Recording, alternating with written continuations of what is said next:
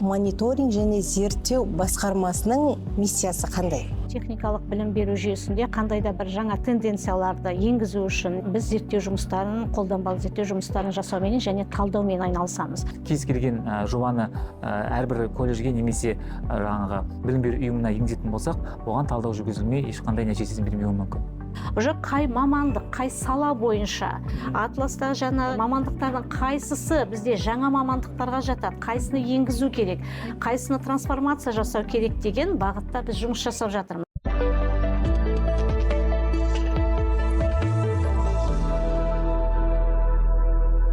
Техникалық және кәсіптік білім беру жүйесін тиімді басқару, стратегиялық шешім қабылдау және сапаны арттыруда деректер мен талдаудың рөлі қандай? Яғни, зерттеу және мониторинг техникалық және кәсіптік білім беру жүйесіне қандай пайда келеді? Бүгін сол туралы біз сіздермен танысатын боламыз. Келешекке талаппен подкасты назарларыңызда қош келдіңіздер. Бүгінгі біздің қонақтарымыз ол талап ұйымының техникалық және кәсіптік білім беру жүйесінде қызметін зерттеу және мониторинг басқармасының басшысы Марал Құдайбергенқызы және Ақтөбе жоғары политехникалық колледжі директорының оқу ісі жөніндегі орынбасары Ержан Бақтыбайұлы. Қош келдіңіздер. Енді сұхбатымызды бастамас бұрын Марал ханым, өзіңізден сұрайын. Жалпы мониторинг және зерттеу басқармасының миссиясы қандай? Сіз ол жақтан не істейсіз? Біздің басқарма техникалық және кәсіптік білім беру ұйымдары жүйесі үшін, колледждер үшін зерттеу және аналитикалық талдау орталығы болып табылады. Біз ол жерде жаңағы зерттеу, қолданбалы зерттеу жұмыстарымен айналысамыз. Себебі қазіргі уақытта мысалы техникалық білім беру жүйесінде қандай да бір жаңа тенденцияларды енгізу үшін, не болмаса қазіргі жүріп жатқан біздің техникалық кәсіптік білім беру жүйесінің бағытын анықтау үшін біз зерттеу жұмыстарын, қолданбалы зерттеу жұмыстарын жасаумен және талдаумен айналысамыз. Яғни біз жаңа техникалық кәсіптік білім, біздің негізгі миссиямыз техникалық кәсіптік білім беру жүйесін дәлелдерге, нақты деректерге сүйене отырып, қолданбалы зерттеулер жүргізе отырып, осы бағытта негіздеу кәсіптік білім беру жүйесін. Яғни біз колледждерді жаңағы кәсіптік білім беру жүйесіне ғылыми, әдістемелік қолдау көрсету, сүйемелдеу бағыты. Яғни деректер арқылы, негізгі талдамалар арқылы енгізуге қажетті тенденцияларды анықтау, негізгі басым бағыттарды анықтау және стратегиялық шешімдер қабылдау үшін қандай да бір ұсыныстар әзірлеу. Ол ұсыныстар өз пайдасын бере ме міндетті түрде? Әрине, ол ұсыныстардың өзінің жаңағы біз әзірлеген ұсыныстар біздің жаңағы талаптың өз сайтында да орналастырылған.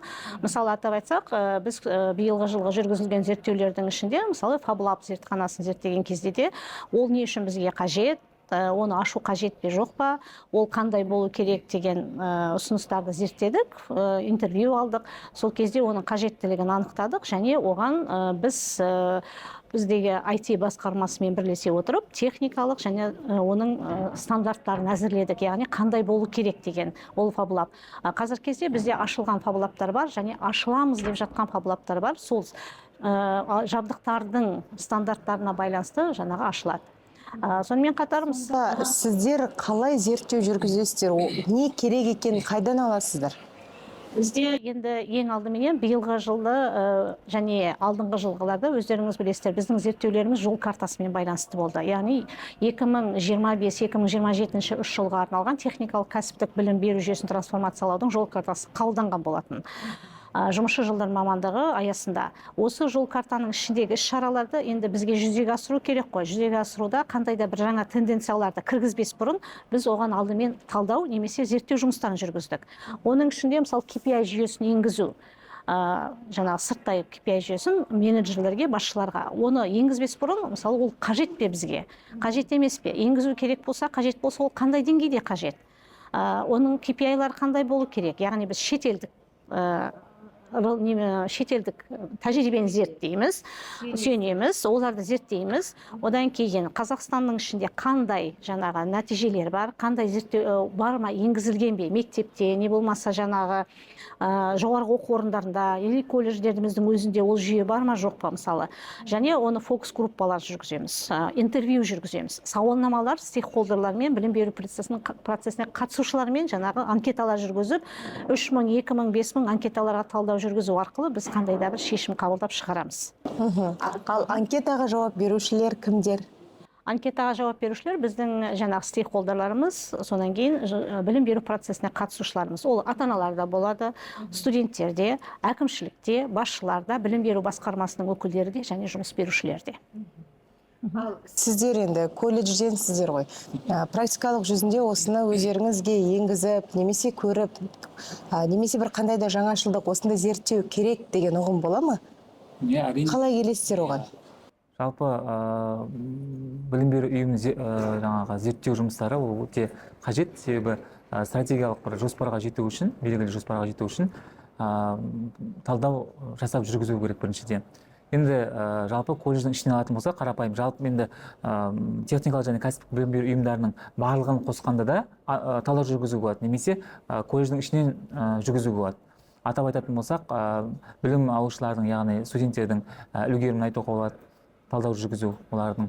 Сонымен қатар біздің бітірген түлектердің, яғни еңбек нарығына жалпы сұранысы қандай деп талдау жүргізуге болады.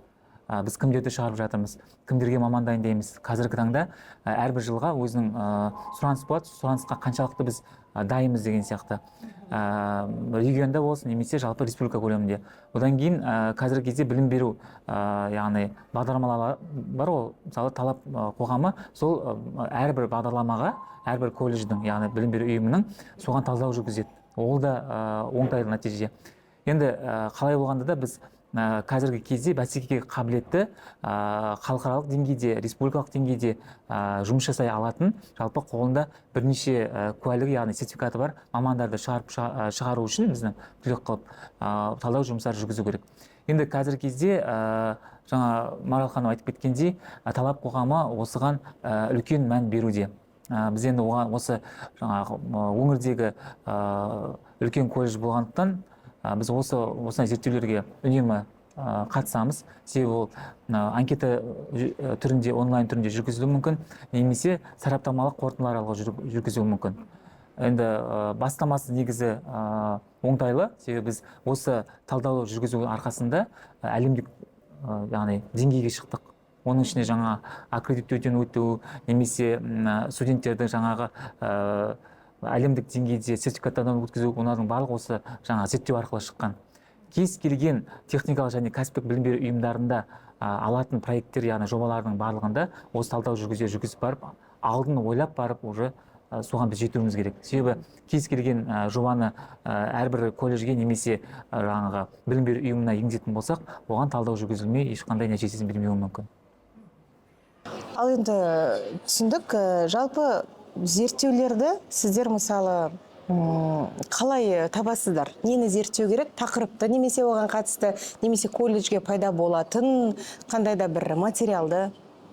Біз алдымен өзіміз жаңа басқармадағы адамдармен ақылдасамыз, сұхбат жасаймыз. Енді қазіргі кезде бізде еңбек нарығында біз бәсекеге қабілетті болуымыз керек. Цифрлы жаңа дамып келе жатқан заман, мысалы, искусственный интеллект, жаңа жасанды интеллект енгізу. Біздің жаңағы колледждеріміз еңбек нарығының сұранысына ие болу керек. Осының барлығын біз өзіміз ақылдасамыз, зерттейміз, әртүрлі материалдарды ізденеміз, қандай бізге зерттеу қажет деп, басқа өзіміздің басқармалардан сұраймыз, сендерге не қажет. Яғни әр басқармадан жаңағы сұраулар алу арқылы өзіміз тақырыптарды таңдап аламыз. Яғни қолданбалы зерттеу деп отырғаныңыз осы. Біз қазіргі уақытта Ал 25 жылы зерттеу жүргізілген шығар осыдан бір жыл бұрын, не зерттедіңіздер? Қазірше? Енді 25 жылға келіп тоқталатын болсақ, 25 жылда енді басталғанда біз ең бірінші мәселені жол картасынан бастадық. Өйткені оны жол картасындағы іс-шараларды енгізбес бұрын, оны бізге жаңағы басқармадағы өзіміздің ішіміздегі құрылымдық басқармалар бізге мынаның әдістемені жасау үшін бізге зерттеу керек дейді. Зерттеусіз біз әдістеме жасай алмаймыз, оны қалай енгізу қажеттігі, ол бізге керек пе керек жоқ па, соны бізге таңдап беріңдер деді. Яғни 25 жылы бұл жол картасындағы жаңағы KPI-ді зерттедік. Фабулап жүйесі қажет пе қажет емес пе, оның жаңағы не беретіндігін зерттедік. Өйткені бізде заманауи цифрлық технология дамып келген жатқандықтан бізге ол өте қажетті, сондықтан ол жол картасында енгізілген.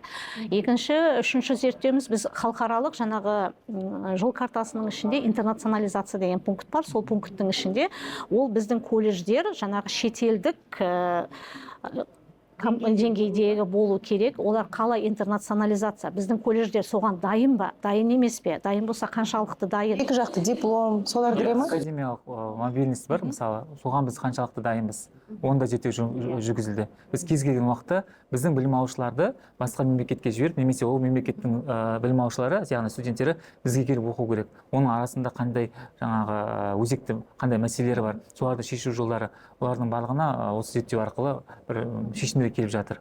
Үшінші үлкен бөлігі, жалпы айтқанда, техникалық және кәсіптік білім беру ұйымдарының концепциясы бар ғой.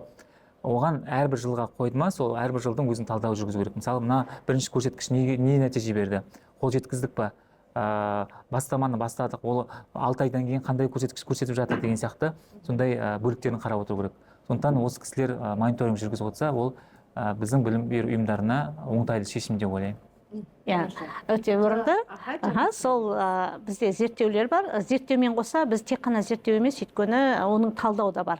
Талдау мен зерттеудің айырмашылығы бар. Әрине зерттеу бұл өте ауқымды. Ол жерде анкета, фокус-группа, интервью, жаңағы шетелдік, қазақстандық тәжірибелерді оқу зерттеу болса, соның бір бөлігі мысалы талдау, яғни қолда бар мәліметтерге талдау жүргізу, яғни нақты. Мысалы бізде былтырғы жылдары 2 жыл бойы 10-11 сыныпта параллель оқу колледждерде жүргізілген. 9-шы таңертең мектепте, түстен кейін мысалы колледжде оқу.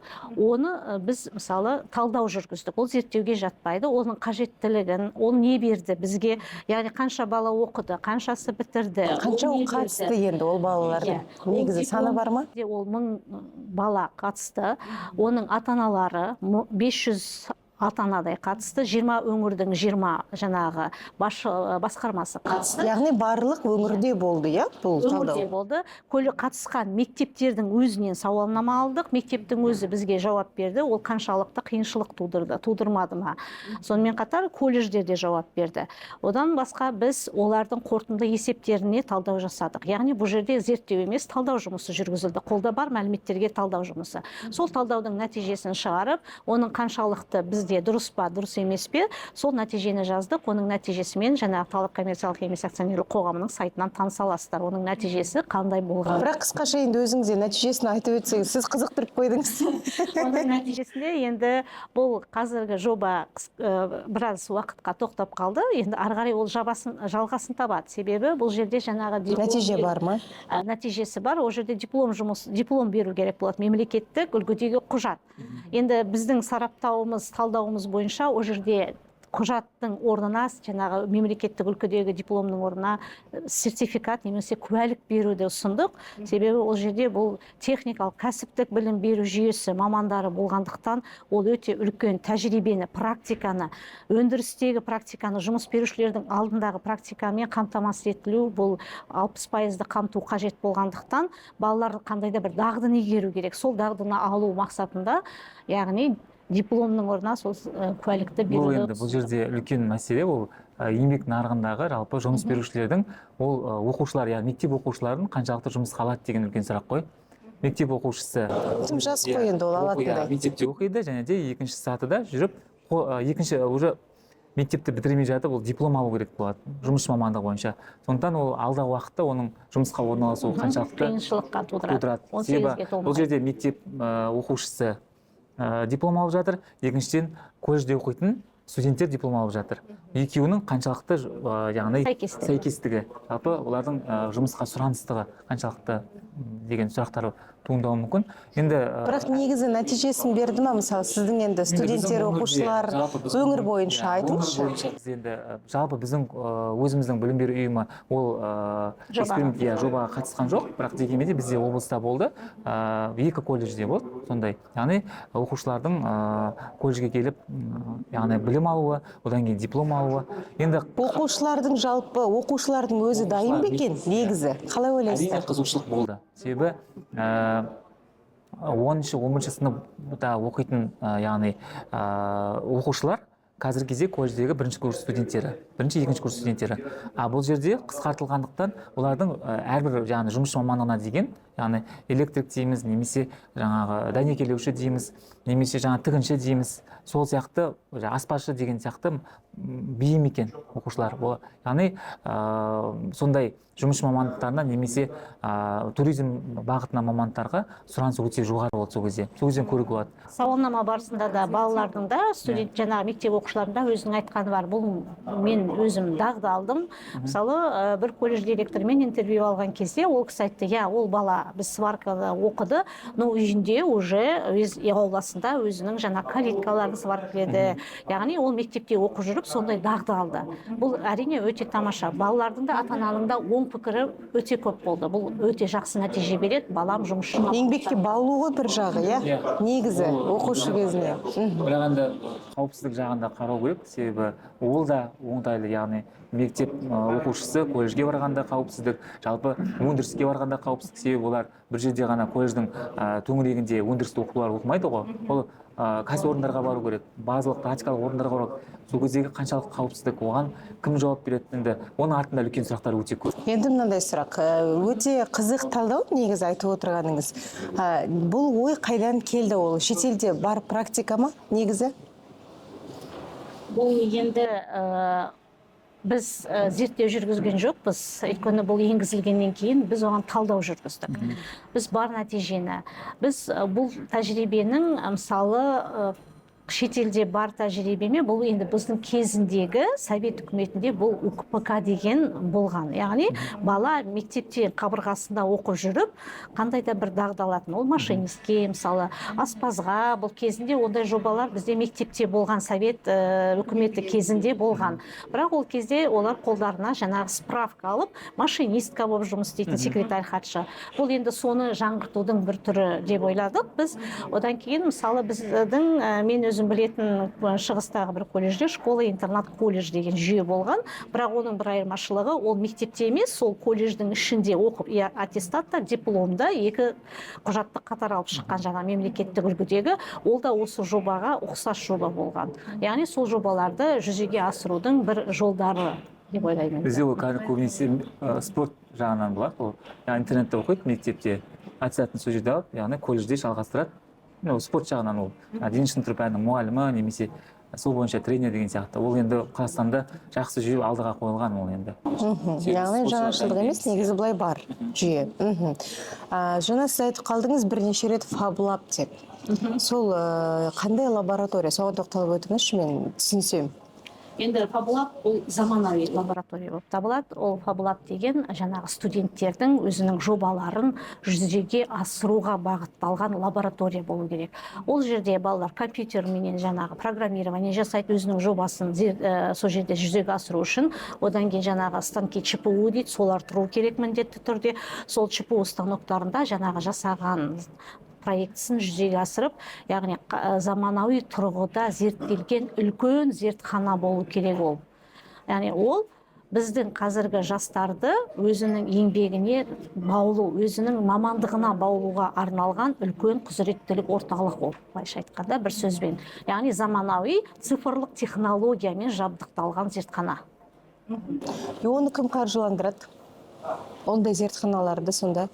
Ол өңірдің өзінің шешімі болуы керек деп ойлаймын. Яғни өздері біледі, әр өңір. Біз мысалы талдама жүргізген кезде, сауалнама жүргізген кезде, мысалы білім басқармаларынан сұрады, қаншалықты сіздер осы фабулаб зертханасын өңіріңізде ашуға дайынсыздар? Дайынбыз деген басқармаларда болды. Дайын болсаңыздар, қаражат бөлуге дайынсыздар ма деген сұрақтарда болды. Осыған жауап берген біздің жаңағы білім басқармалары бар. Қаражат бөлуге дайынбыз, немесе дайын емеспіз деген. Ол сұрақтар бізде колледждің өзінде де туындады. Ашуға дайынсыздар ма? Ондай фабулаб зертханалары, мысалы, жоғарғы Ақтөбе колледжінде де негізі ішінде ашылуға дайындық бар. Бізде дайындық па? Жоқ, бізде енді IT бағытындағы колледж болғандықтан бізде IT мамандығы бойынша 700-ге жуық білім алушы бізде қазір оқып жатыр. Енді ол көп емес, аз емес, бірақ дегенмен де қазіргі сұранысқа ие мамандық болғандықтан бізде өте көп бұл мамандыққа сұраныс. Бізде IT орталығы бар. Біз жас маман жобасы аясында IT орталығын аштық. Бұл бізде жаңағы айтып отқандай Фаблаб шеберханасы біз бұрыннан жұмыс істейді. Енді 5 жыл. IT орталық пен Фаблаб екеуі екі бөлек нәрсе ма? Соны иә. Осы орталық төңірегінде әрбір жаңағы бөліктер жұмыс жасайды. Мысалы біреу Фаблаб жұмыс жасауы мүмкін, біреу әкімшілік жүйе жұмыс жасауы мүмкін, немесе екінші офистік технология жұмыс жасауы мүмкін. Фаблаб онда жаңағы айтып өткендей білім алушыларымыз өздері қазіргі заманауи, яғни компьютерлерде заманауи технологияларды қолдана отырып, осы жаңағы цифрлық технологияны былай айтқанда дамыту, өнімдер шығару өзіміздің. Ол енді бренд АВПК деген бар, біз өзіміздің жаңағы киімдерге жаңағы жазулар жазу, немесе түрлі осы 3D принтер арқылы, яғни макеттер шығару деген сияқты. Оның барлығы енді 5 жыл көлемінде жақсы жұмыс жасап жатыр. Одан кейін екінші айта өтетін нәрсе, бізде Ақтөбе облысы бойынша мына облыстық әкімдіктің қаражаты есебінен IT-хаб, үлкен IT-хаб ашылғалы жатыр. Енді біз осы жылға жоспарланған, оның колледждің жанында құрылысы яғни 3 қабатты көтерілді. Қазір енді ішіндегі жаңағы жөндеу жұмыстары жүргізіп жатыр.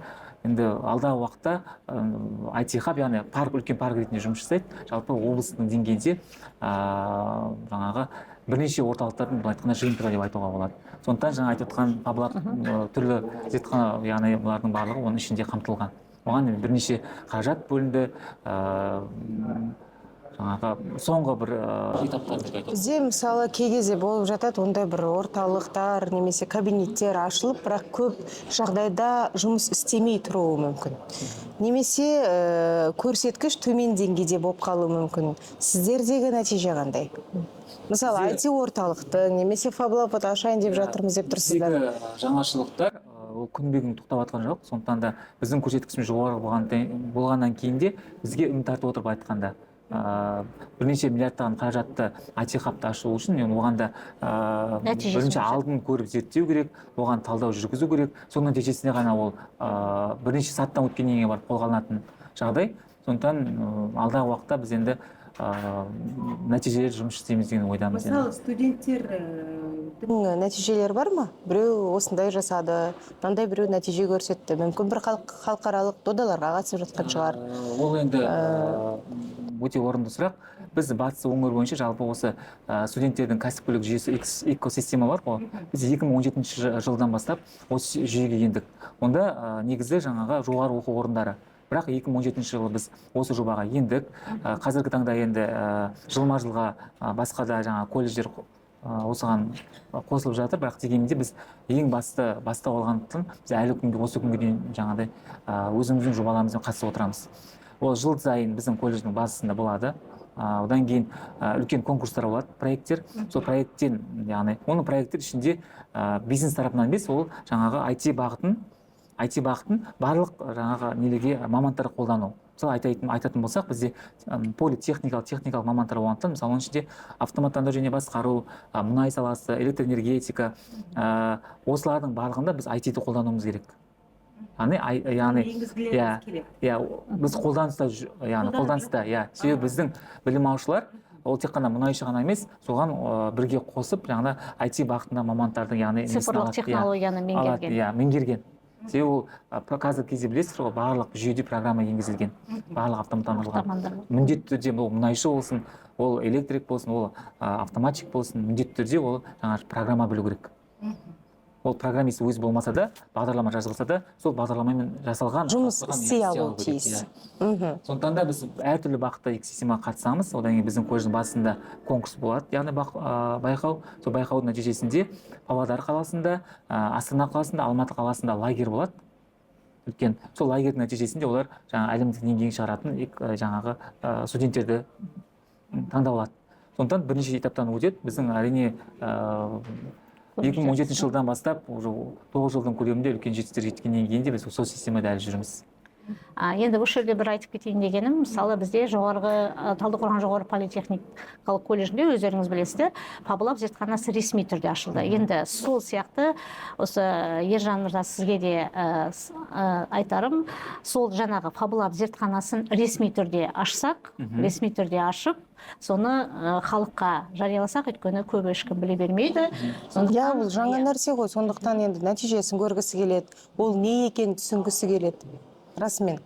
Иә, бізде енді жаңағы жергілікті әкімдіктің тарапынан қолдаулар енді жыл сайын болып тұрады. Былтырғы өзінде жұмыс мамандардың жылында біздерге қаржы бөлінді. Жалпы материалдық техникалық базамызды нығайту үшін қаржы бөлінді. Соған да біз қазіргі таңда жабдықтадық, яғни заманауи технологиялар бойынша 3 мамандыққа алған болатынбыз, яғни автоматтану және басқару, электроэнергетика және де 3-ші мұнай саласы бойынша. Яғни оған да біз, яғни алдыңғы қатарлы барлығы программалық түрде жұмыс жасайтын, IT бағытына сәйкес келетін болды, жалпы. Негізі үлкен өндіріс орындарының өзінде қазір көп жүйе автоматтандырылған ғой. Ол жақта да жаңағы сіз айтпақшы, инженердің өзі компьютермен басқарып отырады деген сияқты. Қара жұмыс қазір азайған. Қара күшті талап ететін, иә? Енді сіздер сонда қазір өздеріңіздің студенттеріңізді сол автоматтандыру жүйесіне басқаруды дайындап үйретесіздер. Дайын маман шығарасыздар, иә? Мен түсініп тұрғаным. Барады өндірсе бірден жұмысын істеп кете береді. Практиканы қажет етпейді. Егер жаңағы шетелдік компаниялар болатын болса, мысалы Теңгеші Роял деген сияқты оған тіл мәселесі, яғни. Иә, енді ол өзінің. Ол да бар бізде. Енді қазіргі жастарды білесіздер, тіл білуге, жалпы жаңа технологияларға, ақпараттық технологиялардың бағалына бейім, сондықтан да оларға оны қабылдау қиындыққа туғызбайды. Ең бастысы өндірісте қолмен жасайтын немесе практика жүйесінде алатын жаңағы өздерінің айтқан навыктары бар, ол дағдылары, соларды дұрыс алса, әрі қарай жұмыс жасап кету ешқандай қиын емес. Енді бұған да жақсы жері қазір 3-4 курстарда дуалды оқыту жүйесі бар ғой. Сондықтан біздің білім алушылар 3-4 курстан бастап жұмыс жасайды. Сондықтан біздің жаңағы жұмысқа тұру көрсеткіш жоғары болатын, сондықтан білім алушы яғни колледж базасында оқып жүріп, екінші жұмыс орнында жұмыс жасай береді. Ол да көрсеткіш. Ол да Қазақстанда енгізілген айтқанда жоба. Қазір биылдыққа көп болды, ондай. Осы жерде бір айта кетсек, жаңа дуалды оқыту жүйесі деп жатыр ғой. Енді біз 2026 жылға басқарма ретінде осы дуалды оқыту жүйесі бізде қалай қойылған, дуалды оқыту жүйесі туралы зерттеу жұмысын жүргізуді бастайтын боламыз. Енді осы дуалды оқыту жүйесінің нәтижесі қазіргі уақытта қандай бізде Қазақстанда, соны зерттеп, болашақта соның талдамасын беретін боламыз. Ол өте өзекті мәселе, себебі жалпы Қазақстандағы дуалды оқыту жүйесі қалай дамып жатыр. Біз алдағы уақытта онымен қалай жұмыс жасауымыз керек, қай жерде кемшіліктері бар, қай жерде жақсы жерлері бар деген сияқты. Негізі кемшілік көп емес сияқты, иә? Өйткені көп студенттер жұмысқа орналасып жатыр, дуалды оқыту жүйесінің арқасында кейбіреу тіпті ақша тауып жатыр, яғни айлық табысы бар деген сияқты. Оның өзі үлкен нәтиже ғой негізі. Ол зерттеу барысында көрсете жатыр, қандай сандары, қандай жетістікке жеткендігіміз, дуалды жүйенің алға дұрыс қойылған-қойылмағаны, яғни алда қандай бізге оны зерттеуіміз көрсететін болады алдағы уақытта. Енді Марат ханым, жалпы сіздің енді басқарма үлкен еңбекпен айналысып жатыр ғой. Соның ішінде мысалы колледждерге аккредитация жүргізу, немесе сертификат алу қандай да бір, сол кіре ме сіздерге? Әрине кіреді. Мысалы біздің басқарма өзі 4 бағытта біз жұмыс жасаймыз ғой. Біз бірінші бағыты мысалы сол жаңағы зерттеу жұмысы болса, екінші оның жаңағы бөлінбейтін бағыты талдау жүргізу. Үшінші бағыты сол зерттеу мен талдаудың арасында аналитикалық есептер мен жаңа қандай да бір нақты шешім қабылдауға арналған есептер әзірлеу. Ал енді 4-ші бағытымыз бізде жаңағы жобалар, инновациялық жобалар және жол картасының мониторингі бар. Сонымен қатар осы халықаралық жоба Дария проектісі бар. Сол жаңағы жобалардың ішінде бірінші жаңағы бізде зерттеу жұмысымен байланысты жол картасының ішінде осы 7-ші қадамда білім беру бағдарламаларының халықаралық стандарттарға, талаптарға сәйкестігі деген 7-ші қадам бар. Осы 7-ші қадам бұл біз үшін жаңа бағыт болғандықтан, соны біз зерттеу жүргізіп, қандай компаниялар, ол білім беру бағдарламаларының халықаралық стандарттарға сәйкестігі дегеніміз не, жаңағы талаптарға, салалық талаптарға сәйкестігі дегеніміз не, салалық талаптар, салалық стандарттар дегеніміз не, ол шетелде не береді, осының одан өту үшін қандай критерий болу керек ол компания, соның бәрін зерделеп жасап, оны біз зерттедік, яғни оның нәтижесін шығарды, қай компания қай салада жаңағы салалық аккредитациядан өткізетіндігін оны да анықтадық. Яғни колледж кез келген аккредитациядан өте салмайды деген сөз, ол міндетті түрде бекітілген болуы тиіс. Бекітілген болуы тиіс. Біз қазір сол бағытта жұмыс жасап жатырмыз. Яғни оны бекіту бойынша қандай ол жерге жаңағы сарапшылар кіреді, сол сарапшылар өздері сол бағалау жүйесіменен критериялар бойынша анықтап, бұл компания жата ма, жатпай ма, содан кейін оның тізімін жасайтын боламыз. Ол тізім бойынша біз жаңағы шетелдік компаниялардың болсын, қазақстандық компаниялардың болсын, провайдерлардың болсын, тізімін жасаудың өзінің ережесін әзірледік. Қазіргі уақытта ол ереже жаңағы біздің оқу ағарту министрлігіне жолданды. Олар қарай жұмыс тобында талқыланатын болады. Сол бекітілгеннен кейін сол ережеміз, қағидамыз сол кезде талаптың жаңағы сайтында осы компаниялардың тізімі регистрі болады.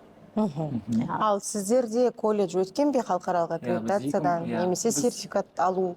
Жалпы халықаралық аккредиттеуден біз енді бір мамандық бойынша 2024 жылы салалық бойынша бастау алдық. Яғни ақпараттық жүйе мамандығы бойынша біз 2025 жылы 14 қарашада осы толық аккредиттеуден өтіп сертификатты алдық.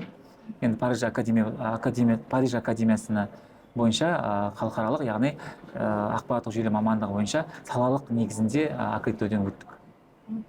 Ол да енді жалпы колледждің имидж үшін, жалпы ұжым үшін, жалпы студенттердің білім деңгейінің ол студенттердің жұмысқа орналасуына септігін тигізеді негізі. Өйткені бұл жерде ол білім беру бағдарламаларының стандарттарға сәйкестігі, яғни стандарт бойынша білім балаларды даярлау.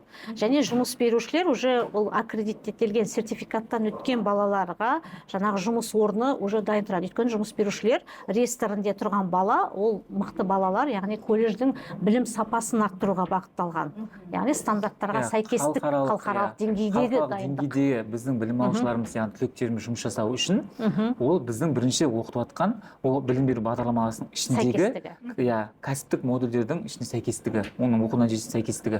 Соған арқылы біз қол жеткіземіз. Енді әрине оның ішінде тек қана жаңағы білім беру бағдарламасының мазмұны емес, оған бірнеше критерий кіреді, яғни бірнеше стандарты бар оның деген. Ол стандарттардың барлығын талдаудан өту керек. Енді бір жыл уақыттың ішінде аз уақыт емес, бірақ дегенмен де үлкен мүмкіндік болды. Жабдықтардың сәйкестігі, оқытушылардың сәйкестігі, бұның барлығы қарастырылады.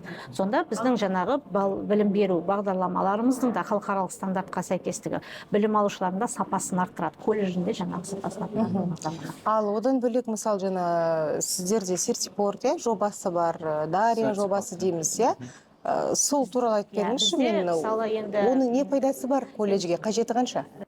Білім беру бағдарламаларының халықаралық салалық стандарттарға сәйкестігі бойынша бізде Қазақстанда бірнеше колледждер әртүрлі саладан өтіп жатыр. Яғни 13 колледжіміз қазіргі уақытта сол стандартқа сәйкестігін өздерін дәлелдеді. Әртүрлі сала бойынша ол жерде жаңағы сварка да бар, энергетика да бар, құрылыс саласы да бар, IT саласы да бар. Осы саладан өткен колледждеріміз бар.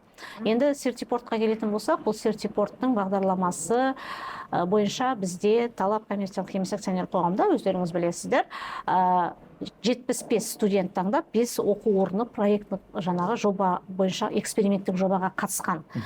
Біздің міндетіміз сол жобаға қатыспас бұрын ең алдымен ол бізге не береді? Жобаға қатысқан балалардан басталмас бұрын фокус-группа жүргіздік, аяқталғаннан кейін фокус-группа жүргізіп, ол не беретінін анықтау мақсатында. Бұл жоба бізге қажет пе, қажет емес пе, оны ары жалғастыру керек пе деген жаңағы мақсатта біз зерттеу жұмысын жүргізген болатынбыз. Ол зерттеу жұмысы аясында біз оның ары қарай жалғастыру қажеттілігі ол анықталды. Енді ол туралы өзі айтып берсе, өйткені бұл кісілердің колледждерінде де қатысқан балалар бар. Қатысқан балалардан 5 бала сіздерде. 6 бала сол сертификаттан. Барлығы өтті, барлығы өте бұл жерде қиыншылық. қиын. Бұл жерде яғни бұл сертификаттаудың өзі ол 140 мемлекет, яғни айтқанда 140 мемлекетте танылған. Яғни сол мемлекеттерде біздің білім алушылар егер сертификаттаудан өтетін болса, жұмыс жасауға мүмкіндік, үлкен мүмкіндік. Жалпы білім алушылар үшін айтқанда үлкен мүмкіндік. Енді бізде біздің колледжден 10 студент қатысқан болатын, соның 6-ы бізде осыдан өтті. Бұл қандай мүмкіндік береді? Біріншіден жаңа атап өткен 140 мемлекетте сертификаттауда яғни танылуы, штаттан тыс яғни онлайн түрде жұмыс жасауы, айтқанда цифрлық дағдыларына бағытталған модульдар, қысқа микроквалификация, бір шағын ғана біліктілік дағдын алып шығады бұл жерде бала. Үлкен емтихан ғой, қосымша халықаралық деңгейдегі өзінің. Негізі бұл емтихан сонда, емтихан ғой, халықаралық деңгейдегі емтихан сертификат алу үшін. Бұл өте қиын. Яғни IT бағыты бойынша, оның ішінде яғни IT-да бар, кәсіпкерлік те бар, бірнеше бағыттар бар, бірақ ол үлкен айтқанда халықаралық деңгейдегі емтиханды тапсыру ғой. Бізде мүмкіндік IT бағыты болғандықтан бізде сол жағына бағыттадық біз деген, сол бағыттан көрейікші деген бізде ол. Ал нәтиже қандай? Нәтиже өте жақсы. Ол жағынан да білім беру ұйымы халықаралық деңгейде соншалықты, яғни білім алушылар дайындап жатыр деген ғой. Бірінші үлкен колледж ішінде мәртебе, екінші білім алушыда мәртебе. Колледждің дипломын алады, еще оқып жүру барысында осындай сертификат алған ол деген. Оған халықаралық деңгейде жұмыс жасауға, яғни енді шетелге барып жұмыс жасау емес, бұл жерде мақсат шетелдік компанияларда Қазақстанның ішінде орналасқан сорда жұмыс жасауға да мүмкіндік. Бұл сертификат арқылы, мысалы, уже сертипорттың сертификаты арқылы бұл жердегі IT компаниялар оларды бірден жұмысқа ала алады деп айта аламыз, өйткені ол жерде олардың дағдылары бар. Microsoftта жұмыс істеу, искусственный интеллект, яғни бірнеше жүзден астам бағыт бойынша бала өзі таңдап алады. Adobe налама, мысалы, сондай бағдарламалар арқылы ол жұмысқа, осы сертификациядан өткен балалар бірінші жұмысқа өте қызығушылық көп болады жұмыс берушілерде. 1С компаниясы болсын, қай компанияда да. Енді бұл бізде талапта өзі 4 провайдеріміз бар, прокторымыз бар. Бізде 4 прокторда сертипорт оқытты, ол кісілер жаңағы емтихан алуға көмекшілер ретінде оқыған адамдар. Бұл жерде бір қиыншылық тудырған жағдай ол ағылшын тілінде оқытылады. Ағылшын тілінде болғандықтан кей кезде балаларда қиындық ағылшын тілінің жаңағы емтиханды ағылшынша тапсыру қиындық. Енді бұл халықаралық емтихан болғаннан кейін әрине бұл жерде ағылшынды меңгеру керек болып тұр ғой. Меңгеру ол жаңағы екі ауыз сөздік ағылшын емес, ол жерде техникалық тілде бойынша, мамандық бойынша меңгеру жақсы меңгеру. Жаңа бұл бастапқы жоба болғандықтан енді 75-тен енді мықтылардың мықтысы өтетін емтиханның түрі болып тұр ғой енді. Өйткені бұл бастапқыда балаларға мысалы өздері де оқығаннан кейін енді біздегі емтихан түрі басқа, халықаралық деңгейдегі емтихан тапсыру басқа ғой. Сондықтан кей кезде қобалжу да болады. Өйткені ол камераның алдында тапсырады. Ешқандай шпаргалка бұл жерде жоқ, мысалы, тест тапсырады. Біздің прокторлар қатты қадағалады. Сондықтан қобалжу болды балаларда, сасқалақтау болды. Енді біздің балаларға дайындық ары қарай берсе, талап келеді, жерде бақылаушы болады. Сосын тағы біздің колледждер халықаралық Дария жобасына да жиі қатысып жатады, жылда барып жатады. Сол жоба туралы біздің көрермендерге қысқаша түсіндірсек. Енді бізде негізі осы жоба бойынша айтатын болсақ, бұл Дария жобасы, жаңа айтқан жол картасы болсын, Дария жобасы болсын, сертипорт болсын, жаңа халықаралық аккредитация болсын, бұның барлығы негізі біздің жұмыспен тығыз байланысты. Себебі бәрі талдауды қажет етеді, бәрі зерттеуді қажет етеді, бәрі деректерді мониторингті қажет етеді. Мысалы, жол картасы ол біз мониторинг жасаймыз. Ол әрбір қадамның, әрбір шараның орындалуына жаңағы мониторинг жасаймыз. Оның орындалуы үшін оған талдау жасаймыз, оны жаңағы зерттеу жасаймыз. Ал енді Дария жобасының бұл жердегі бізге қатысы қандай деген сұрақ болатын болса, Дария жобасының 3 модуль бар. 3 модульдің біз 2 модуліне міндетті түрде қатысамыз. Бірінші модулі бұл түлектердің жұмысқа орналасуын қадағалау. Яғни түлек ол зерттеу жұмысы. Бірінші модуль. Сол балалар бізде жаңағы оны әр бағытпен бөліп тастаған направлениемен бірінші жылы біз жол көлік транспортпенен және логистика бойынша бітірген колледждердің түлектерінен сұрау алынды, сауалнама алынды, олар жұмысқа қалай жылдам тұра алды ма, оқыған білімдері қаншалықты қажет болды деген жаңағы студенттің бітірген түлектен сауалнама жүргізіп, оның нәтижесі шықты. Яғни бірлесе отырып, ол КТЖ мен бірлесе отырып жүргізілді қазлогистикамен. Енді биылғы жылы бізде оның жалғасын табады, ол жаңағы ЖКХ бағытында тұрғын үй шаруашылығы бағытында жүргізілетін болады, және су ресурстары бойынша.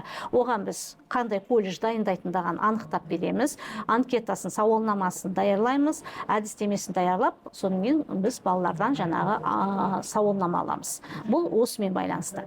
Ал үшінші модульда бұл жерде бізге больше всего ол мониторинг және талдау жүргізу. Яғни бірінші жылдары бізде скаффолд деген әдістемені енгізу болды мұғалімдерге. Сол бізде қаншалықты қазір мұғалімдер енгізді, қанша бізде тренер бар, қанша колледж пилоттық жобада бар, кім қай жерде не жүргізіп жатыр, қандай бағдарламалармен жұмыс жасап жатыр. Яғни осыны біз мониторинг жасап отырмыз. Міне осы қазіргі уақытта бастау алған бұл центр профмастера, кәсіби шеберлік орталықтары, яғни халықаралық кәсіби шеберлік орталықтарының өзінің сообществосы бар. Бұл сообщество кірмес бұрын ол жерде бірнеше критерий бар. Бұл критерийлар біздің өзіміздің жұмысқа да қажетті. Мысалы, қай критерийін алмасақ та біз өзіміздің зерттеуімізге қолдана аламыз. Мысалы, анкетасы бар, сауалнамасы бар. Соларды қолдану арқылы, мысалы, рейтинг колледждерге жүргізсек те, ол бізге қажетті критерийлар. Сондықтан колледждердің мониторингін ары қарай біз жасаймыз. Қанша колледж бұған қатысты, қай колледж қай деңгейде жасап жатыр, қай колледж бұл жобадан өтті, өтпеді. Яғни оның барлығы бізге қатысты. Енді айта кететін болсақ, бұл жерде де тағы да міне осы жетекші колледж Ақтөбе жоғары политехникалық колледжі жаңағы Дарья скаффолдқа да қатысып отыр. Міне қазіргі уақытта шеберлік жаңағы центр профмастерства сол жобаға да қатысып отыр. Пилоттық ұйымыз біз енді 2024 жылдан бастап бастап алды. Мен енді екінші жылға қарай кетті. Қандай нәтиже беріп жатыр? Ол енді скаффолд әдіснамасын, яғни сабақ жоспарларын құрастыруда өзінің жетістіктерін беріп жатыр деп айтуға болады. Себебі оқытушыға өзінің сабағын жоспарлау үшін барлық жағдай жасалған. Яғни 102 карточка арқылы ол жерде қандай әдіс қолдану керек, ол жерде бағалау жүйесі қалай болу керек, ол жерде неден бастау керек, қалай жоспарлау керек. Яғни бұл жаңағы педагогтердің кішкене шпаргалкасы сияқты екен, жұмыс істеу. Жүйелі, әрине бізде бұл барлығы бар, сабақ жоспары оған дейін болған, одан кейін бола береді, бірақ дегенменде бұл жүйелік қамтылған. Яғни көзбен көріп, былай айтқан наглядно көріп, жүзеге асыру былай айтқанда. Енді ол да шетелдік бір жаңағы проект болғаннан кейін, жоба болғаннан кейін, оған да қатысып, оған да тәжірибе алмасу ол да керек. Себебі Қазақстанның колледждерінің басын осындай тренингтер арқылы қосады, немесе семинарлар кезінде қосады, немесе бір-біріміздің жаңағы өзара тәжірибемізді алмасып, оған да оның үстіне жұмыс берушілер тағы қастарыңызда жүреді. Талап ұйымы қазіргі таңда осы скаффолд әдіснамасы негізінде арнайы жаңағы оқытушыларды Қазақстан бойынша білікті арттыру курстарының тақырыбына енгізді. Айтқанда ол скаффолд жобасы ол тек қана сабақ жоспарын ғана қолданып қою емес, оған бірнеше халықаралық деңгейде жаңағыдай байқаулар болды. Біздің Қазақстанның жаңа оқытушылары өздерінің халықаралық деңгейде тренер болуға мүмкіндік болды. Шетелге тәжірибе алмасуға мүмкіндік болды. Енді біз осы 2025 жылы Қырғызстан елінде болғанбыз осы жоба аясында. Ол жерде 5 мемлекет. Бұл жалпы Дарья жобасында қазір Азия мемлекеттері Қазақстан, Қырғызстан, Түркменстан, Тәжікстан және де Өзбекстан мемлекеттері бірігіп жұмыс жасаудамыз. Және де әрбір кезең сайын әрбір мемлекеттің ішінде осындай семинар негізінде болады. Осыны өзіміздің тәжірибемізбен бөлісіп отырамыз. Енді ол сонда тек педагогтерге ғана пайдалы деген сөз ба бұл жобаның, Дарьяның, немесе колледжге бар ма? Жалпы мына техникалық және кәсіптік білім беру жүйесіне пайдасы көп деп айтуға болады. Енді қазіргі кезде міне Астана қаласында болып жатқан кәсіби шеберлік орталықтарын ашу деңгейінде Дарьяның басқа жобасы басталды ғой. Мен соған да қатысудамыз. Енді бұл жерде өте тиімді жағын көрсетеді. Себебі әрбір колледж өзін бағалау, талдау жүргізеді бағалауға. Ол да талап ұйымдағы зерттеу мен талдау бөлімінің мониторингтің үлкен бөлігі деп айтуға болады. Себебі әрбір колледж өзінің жұмыс, бұл жерде қатысатын тек қана колледждің ішіндегі жаңағы шығармашылық топ емес. жұмыс берушілер. Біріншіден білім алушы қатысады, оған ата-ана қатысады, оған бітіріп кеткен түлектер қатысады, оған жұмыс беруші қатысады, немесе басқа да ұйымдар, білім саласына қатысты ұйымдар, олар да қатыса алады, және де колледждің әкімшілігі қатысады. Ондан қарап отырсақ, біз өзімізді бағалау үшін бірнеше этаптан өтуіміз керек. Ол да оңай емес, не емес. Себебі бірнеше өлшемдері бар, критерий бар, оның ішінде оны жүретін индикаторлары бар. Енді алдағы уақытта оны да көре жатармыз, себебі оған да талдау жұмыс жүргізіп отыру керек. Қаншалықты ол критериялардың тиімділігі бар ма жоқ па, соған талдау жүргізеді. Енді бұның бір ерекшелігі, жұмыс беруші өзіміздің қасымызға келіп, осы жобаға қатысуда өте үлкен мүмкіндік. Себебі жұмыс беруші жаңағы колледждің ішіндегі жағдайларды білмейді ғой. Енді тек қана олар көбінесе жаңа білім беру бағдарламасын құрастырғанда қажет болады, материал-техникалық базаны жасақтауда қажет болады. А қазір уже өзінің басынан өткізіп отыр. Мына дүние керек екен. Шынымен де біздің тарапынан сізге баға, себебі баға бергеннен кейін жұмыс беруші баға береді бізге, біздің сыртымыздан. Бұл жерде сол жұмыс беруші мен колледждің арасындағы тығыз қарым-қатынасты қалыптастырып отыр. Оның бәрі былай келген кезде тағы да студенттердің нақты жұмысқа орналасуына септігін тигізеді. Жалпы оның барлығының астында қорытындысы студенттер үшін, біздің білім алушы түлектерімізді жаңағы бәсекеге қабілетті еңбек нарығында сұранысқа ие ететіндей, яғни соған мүмкіндік қой. Біздің жалпы мақсатымыз түлектерді 100% жұмысқа орналастыру. Енді бағана Марал ханым тағы бір сөзіңізде айтып қалғаныңыз бар, сұрай кетейін. Қысқаша айтып өтсек те, техникалық және кәсіптік білім беру жүйелерінің, яғни менеджерлеріне KPI енгізу дедіңіз. Менеджерлері деген кімдер? Алдымен осы сұраққа жауап берейікші. Менеджерлер дегеніміз бұл колледж басшылары. Яғни колледж басшыларына бізде енді біз зерттей келген кезде ішкі KPI жүйесі қойылған. Колледждің ішінде ішкі KPI жүйесі бар. Енді біздегі зерттеуіміз бұл сыртқы KPI жүйесі, жаңағы жергілікті атқарушы органдарынан тарапынан қалай жүргізуге болады деген зерттеу жұмысын жүргіздік. Біздің зерттеуіміздің нәтижесі біздегі талаптағы біздің өзіміздің құрылымдық бөлімшеміз педагогтерді дамыту басқармасына біздің жасаған ұсынысымыз, есебіміз берілген болатын. Сол есептің нәтижесінде жаңағы басқармадан рекомендация, ұсыныс әзірленуде. Қалай KPI жүйесін енгізудің әдістемелік ұсыныс әзірленді. Ол жобаны қазіргі уақытта ол кісілер пилоттық режимде апробациядан өткізуге 5 колледжде жоспарлап отыр. Апробациядан өткеннен кейін 5 колледжде сол колледждерден ары қарай ұсыныстары бойынша өзгерістер енгізіліп, ол Қазақстан бойынша таратылатын болады. Осы KPI жүйесі қаншалықты тиімді екенін анықтап бізге береді. Яғни ол әлі жұмысын жалғастырады деген сөз. Бұл жаңа бастама. Бұл жол картасының бір бағыты болғандықтан ол да жаңа бастама. Жол картасындағы тағы ең өзекті мәселе не болды сіздерде қарағанда? Біз бір шамасына тоқталып өттік. Енді қазіргі болашақта жаңа мүмкін мамандықтар атласын сіздер қарайтын шығарсыздар. Енді ол бізде жол картасында талдау ретінде тұрған, анализ ретінде тұрған, біз оған да жасадық талдау жұмысын. Біз талдау жұмысын жасаған кезде 9 жаңағы өңірлік жаңа кәсіптер атласы болды, және 9 салалық кәсіптік атлас болды. Біз сол кәсіптік атластарға зерделеу жүргіздік, оны зерттедік.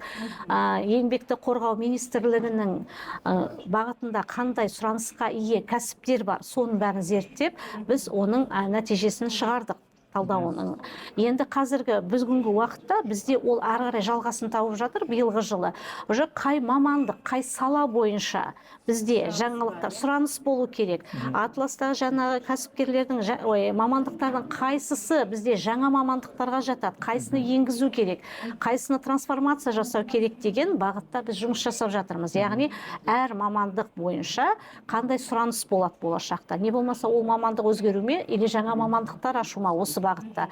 Және әр мамандық. Енді одан кейін біз ары қарай әр өңірге тоқталуға да жоспарлап отырмыз. Әр өңірдің өзінің экономикасына байланысты қай салада мамандар қажет оларға. Осы бағытта біздер өңірлік бағытта міндетті түрде есептеу керек, есепке алу керек. Себебі әр өңірдің өзінің жұмыс берушілері бар дейсіз ғой, жұмыс берушілері бар, және де нарығы бар, сұранысы бар, экономикалық заводтары бар. Өңірде мұнай саласына мысалы жақын. онда Ақтөбеде мұнай ма сонда? Иә. Батыстың жалпы өзі мұнай емес пе? Мұнай саласы, иә. Мұнай саласы. Ол тек қана Ақтөбеде мұнай саласы емес, қазіргі кезде бізде жаңағы хром өндіретін, никель өндіретін, энергетика саласы да дамыған, жақсы дамыған ғой. Сондықтан да бізде сұраныс болады. Жалпы металлургия саласына қаншалықты мамандар керек деген сияқты. Енді жаңағы айтып отыр ғой, бірнеше көрсеткіштер арқылы жол картасында көрсетілген жаңашылдықтар деп айтып жатсыздар, иә. Сол жоқ, жол картасындағы қарастырылған дүниелердің барлығы осы колледждерге енсе екен деген менде жаңағыдай тілек та, себебі бастамасы болып, оның аяқ жағы аяқталмай, немесе оған талдау жүргізілмей қалса, ол да қиын нәрсе. Себебі бізде көбінесе жаңашылдықты енгізуге біз бейімбіз жалпы Қазақстан. Бірақ оның нәтижесін көрмей, орта жолда тастап кететін кезеңдер болады. Кейбір жолдарын аяқтайтын кезеңдер болады. Сондықтан да біздің жол картасында көрсетілгендей көп жаңа жақсы жазылған, нақты жазылған, солардың барлығын әрқайсының деңгейі қойылып, толық жаңа талдау жүргізілсе, осыған біз қорытынды жеттік, нәтижесі осындай деген сияқты. Онда ол өте жақсы дүние деп ойлаймын. Ол нәтижесі мониторингпен шығады. Біз енді былтырдан бастағандықтан, енді оны ары қарай мониторинг жасап саралайтын боламыз, міндетті түрде оның нәтижесі қандай не көрсеткішке жетті деген. Иә, біз түсінгеніміз бойынша жалпы зерттеу және мониторинг ол техникалық және кәсіптік білім беру жүйесіндегі жалпы дамытуға негіз болатын құрал. Яғни ол колледждердің бәсекеге қабілетті болуына септігін тигізеді, студенттердің қажетті енді мамандықтар бойынша жұмысқа орналасуына да септігін тигізеді. Стратегиялық дамуына да септігін тигізеді. Біз шешімдер береміз. Халықаралық деңгейде біздің Қазақстанның колледждерінің өсуіне үлкен еңбек етіп жатыр екенсіздер. Сіздерге алғыс білдіремін уақыт бөлгендеріңізге. Бүгінге осы, келесі кездескенше. Рахмет сізге.